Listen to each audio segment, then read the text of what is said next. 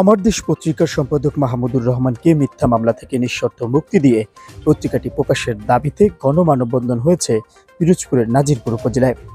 আজ সকালে উপজেলা পরিষদ গেটের সামনে এই মানববন্ধনে অংশ নেয় স্থানীয় সাংবাদিক, বিএনপি নেতাকর্মী ও বিভিন্ন শ্রেণী পেশার মানুষ।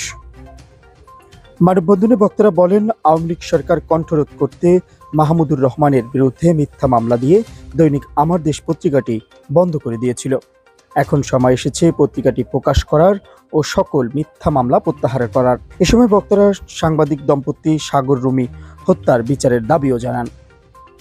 এ সময় প্রেস ক্লাবের সভাপতি কে এম সাইদ, সাধারণ সম্পাদক এস এম সিফার, জেলা বিএনপির আহ্বায়ক অধ্যক্ষ আলমগীর হোসেন, জাতীয় মহিলা দলের কেন্দ্রীয় নির্বাহী কমিটির সাংগঠনিক সম্পাদক এলিজার জামান সহ আরো অনেকে উপস্থিত ছিলেন।